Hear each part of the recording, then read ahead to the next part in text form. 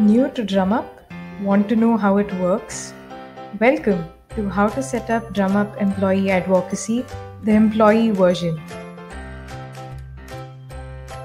To join your company's employee advocacy program and participate in it with your teammates, find your invite email and click on the blue button. Next, sign in with your preferred social account. Before you click on any of the blue buttons, ensure that you're logged in to the corresponding social account on your active browser.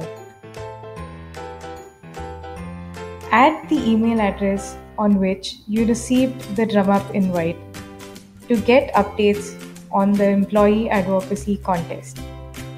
The updates include fresh posts for you to share and monthly winners of the advocacy contest. Add more social accounts to make sharing effortless and to get an edge over your competition in the advocacy contest.